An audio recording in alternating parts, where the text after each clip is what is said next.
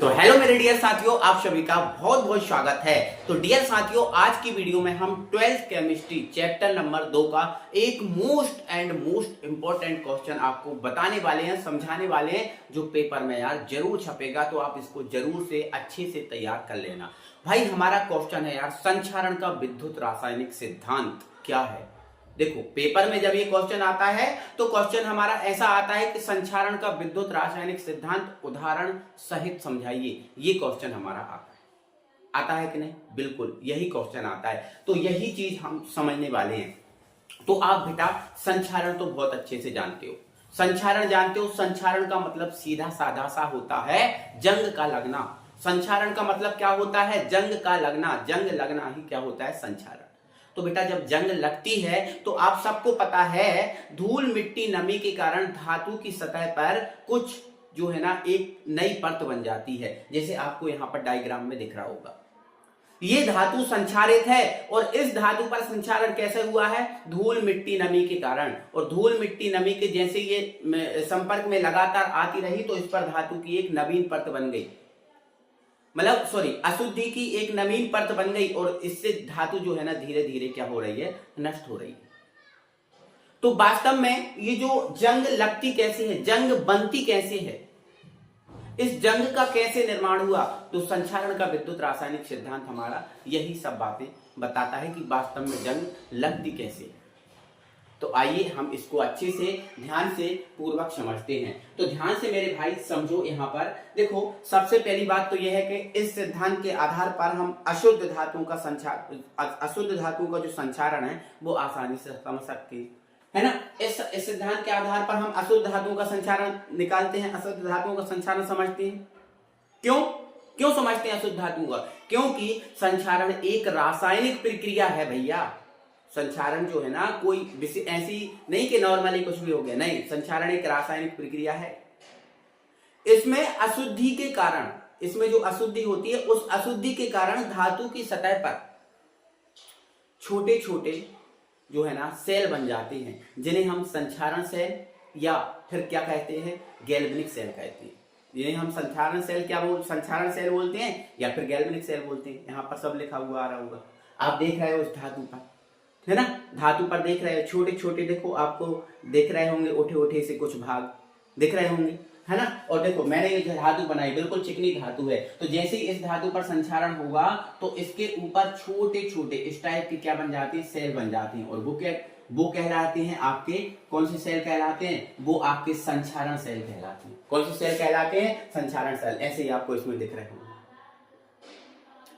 अब इस संचारण की प्रक्रिया में जो भी शुद्ध धातु होती है, जैसे मान के चलो ये आयरन है, तो ये आयरन है, तो इसमें जो शुद्ध धातु आयरन है वो तो भैया एनोड का काम करेगी। किसका काम करेगी भैया? एनोड का काम करेगी। लेकिन इसमें जो अशुद्धियां हैं वो हम किसका काम करने लगेंगे? वो भैया कैथोड का काम करने लगेंगे।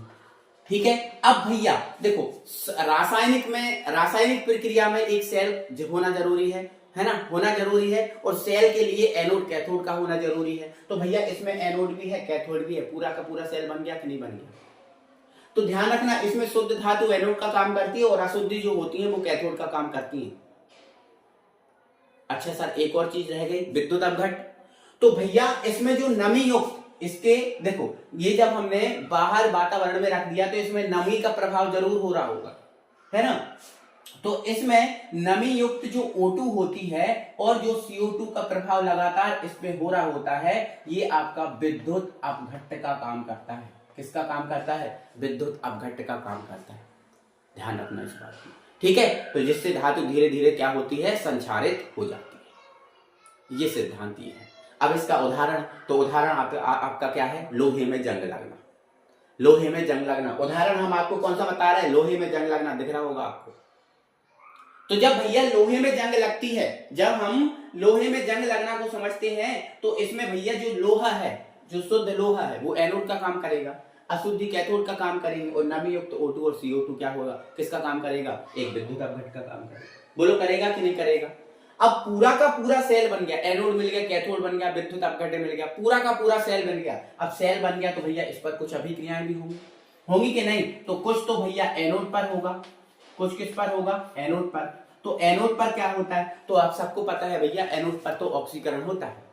एनोड पर तो क्या होता है, ऑक्सीकरण। और एनोड का काम कौन कर रहा है, लोहा, एफी कर रहा है। कौन कर रहा है, एफी, लोहा कर रहा है। तो भैया एनोड पर जब ऑक्सीकरण होगा तो जो एफी है वो क्या करेगा भैया, तो वो क्या करेगा, अपने 2 इलेक्ट्रॉन को दान कर देगा, क्योंकि एफी आपका 2 इलेक्ट्रॉन दान करता है। तो जैसे ही ये दान करेगा तो यहां पर बन जाएगा Fe2+, Fe2+।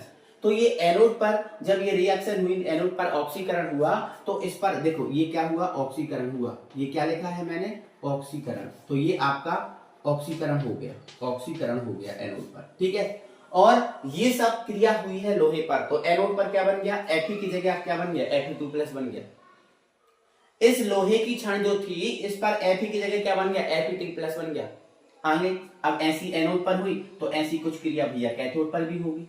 किस पर होगी भैया, कैथोड पर होगी। बिल्कुल सर, कैथोड पर भी ये रिएक्शन होगी।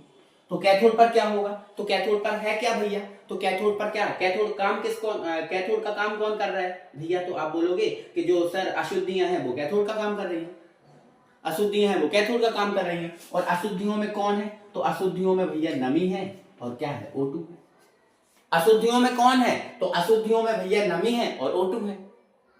धूल मिट्टी है तो धूल मिट्टी का तो कोई बेसिकल फॉर्मूला नहीं होता। तो अशुद्धियों के रूप में कौन को देखा जाएगा, नमी को और O2 को। तो ये जो नमी और O2 है, मतलब ये जो मिलेंगी और ये कैथोड पे क्या बना लेंगी, देखो ये इलेक्ट्रॉन ग्रहण करेंगे। ये क्या करेंगे बेटा, इलेक्ट्रॉन को ग्रहण करेंगी। क्योंकि कैथोड पर क्या होता है, तो कैथोड पर आप बोलोगे सर कैथोड पर तो अपचयन होता है, तो ये क्या करेंगी भैया, ये क्या करेंगी, 2 इलेक्ट्रॉन को ग्रहण करेंगी। कितने इलेक्ट्रॉन को ग्रहण करेंगी, 2 इलेक्ट्रॉन को। और 2 इलेक्ट्रॉन को ग्रहण करके OH- बना लेंगे। मतलब कितने OH- बन जाएंगे, 2 OH- बन जाएंगे। और ये होंगे कहां, तो ये सर पूरे कैथोड पर होंगे। ये सब क्रियाएं कहां पर होंगी बेटा, कैथोड पर होंगी। तो देखो एनोड पर क्या बन गया है, तो एनोड पर आप बोलोगे सर Fe2+ बन गया है। आप बोलोगे सर कैथोड पर क्या बन गया है, तो कैथोड पर ये बन गया है। तो सर ये बैलेंस कैसे हुआ, तो देखो इसको आप 1/2 कर दो, इसको आप 1/2 कर दो। तो देखो 2H, एक को इधर एक को इधर, 2 से 2 कट जाएगा, एक को ही बचा OH-। तो देखो एनोड पर ये बन गया, कैथोड पर ये बन गया। आगे क्या होगा, Fe2+ और OH2- ये आगे संपर्क करेंगे, ठीक है। तो आगे आप क्या होगा, तो आगे बेटा क्या होगा, जो आपका Fe2+ है ये 2OH- से संपर्क करेगा। और जैसे ये दोनों के संपर्क होगा तो बन जाएगा FeOH का होल ट्वाइस, FeOH का होल ट्वाइस, जो होगा आपका फेरस हाइड्रोक्साइड। क्या होगा बेटा, ये होगा आपका फेरस हाइड्रोक्साइड, फेरस हाइड्रोक्साइड। और ये भी कहां बना, ये भी कहां बना, तो ये भी बना भैया क्षण पर ही, इस क्षण पर ही बना। सबसे पहले Fe2+ में बदला। जो अशुद्धियां थी, अशुद्धियों में जो नमी और O2 थी वो OH- में बदल गई। और आगे Fe और OH ने संपर्क किया और FeOH का होल ट्वाइस बन गया, जो फेरस हाइड्रोक्साइड है वो इस पर ही बन गया। सर अभी जंग तो बनी नहीं, ये का जंग बन गई, ये का जंग का सूत्र है, नहीं अभी जंग नहीं बनी, अभी ये बना है। तो आगे क्या होगा, तो मेरे डियर साथियों आगे क्या होगा, जो फेरस हाइड्रोक्साइड है ये बन चुका है यहाँ पर। अब मैं यहाँ का जो चीज है वो हटा दे रहा हूं, ठीक है। तो ये बन चुका है। तो मेरे डियर साथियों आगे जो आपका FeOH का होल ट्वाइस बना, मतलब यहाँ जो FeOH का होल ट्वाइस बना है इस पर ही बना है ना। तो आगे ये क्या करेगा, नमी H2O की उपस्थिति में O2 से क्रिया करेगा और O2 से क्रिया करके जंग का निर्माण कर देगा। अंत में अब जंग निर्माण हो जाएगी। तो भाई ऐसा थोड़ी है यार कि जब FeOH का होल ट्वाइस इसके ऊपर बन गया है तो अब नमी नहीं आएगी, O2 नहीं आएगी, उसका तो प्रभाव लगातार बना रहेगा, तभी तो वो धातु संचारित होगी, होगी कि नहीं। तो आगे क्या हो रहा है भैया, जो आपका FeOH का होल ट्वाइस है, क्या है भैया, FeOH का होल ट्वाइस किसकी, नमी की उपस्थिति में, इसकी उपस्थिति में किससे क्रिया करेगा, O2 से। और O2 से क्रिया जैसे ही करेगा तो यहां जंग का निर्माण हो जाएगा और जंग बन जाएगी यहां पर Fe2O3.3H2O। अब बोलोगे सर बैलेंस नहीं है, बैलेंस नहीं है, कैसे बैलेंस हो गई सर, देखो ऐसे बैलेंस हो गई। यहां पर Fe कितने हैं, 2, तो यहां पर आप कितने लगा दो, 2। अब Fe हमारे 2 हो गए। अब O हमारे पास कितने हैं, 3 और 1 4, तो यहां पर O हमारे पास कितने हैं, देखो 2 हैं। ये 2 लगा है, नो नो, 2 दूनी कितने हो गए, 4। भाई यहां पर नहीं नहीं, आगे 3 लगा है, 3 ये और 3 ये, 6 है यहाँ पर, है ना। तो आगे कितने हो गए, ये 2 और आगे 2 लगाए, तो 2 दूनी 4 और 1 5, और ये नहीं हो रहा है तो इसको हाफ कर दो, कितना कर दो, हाफ, तो ये 6 हो गए। और एच कितने हैं, 4, 2 इधर है 2 इधर है 4, तो ये आपका जंग है। ये आपका किसका सूत्र है भैया, जंग, है ना। तो पेपर में Fe2O3.3H2O आए, या फिर पेपर में ऐसा भी आता है भैया Fe2O3.XH2O, तो X की जगह कितना होता है 3, तो ये आपका जंग का सूत्र है। और इसका रासायनिक नाम लिख दे रहा हूं, ये जंग का सूत्र है, इसका रासायनिक नाम लिख दे रहा हूं भैया, इसका नाम है, रासायनिक नाम है हाइड्रेटेड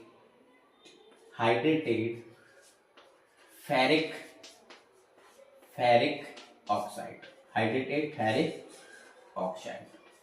ठीक है, तो इतना आप यदि पेपर में लिखकर आते हो, ठीक है, मैंने वो थ्योरी बताई थी वो, ठीक है, और ये डायग्राम बना के बस इतना आप लिखकर अगर आते हो पेपर में, तो आपको 100% फुल मार्क्स मिलेंगे बेटा, 100% फुल मार्क्स मिलेंगे। और ये क्वेश्चन आप ऐसे नहीं समझना कि 3 नंबर में आएगा, नहीं, डायरेक्ट 4 नंबर में क्वेश्चन पूछा जाएगा। तो मुझे उम्मीद है कि आप मेरे डियर साथियों को सबको बहुत अच्छे समझ में आ गई होगी। तो बताओ, संक्षारण कौन सी प्रक्रिया है, एक रासायनिक प्रक्रिया है, रासायनिक प्रक्रिया है, और इसमें संक्षारण का विद्युत रासायनिक सिद्धांत हमने पूरा समझाया। मुझे उम्मीद है मेरे डियर साथियों को सभी को बहुत अच्छे से समझ में ये आ गई होगी बात, ठीक है। तो मुझे उम्मीद है कि अभी तक आपने लाइक नहीं किया होगा तो अब जरूर लाइक करोगे, आप वीडियो को दबा के यार वीडियो को लाइक कर दो, चैनल पे नए हो तो चैनल को सब्सक्राइब कर दो, और वीडियो शेयर भी कर देना भाई, अपने फ्रेंड सर्कल में वीडियो शेयर भी करेंगे। मिलेंगे अगली वीडियो के साथ, तब तक के लिए बाय बाय।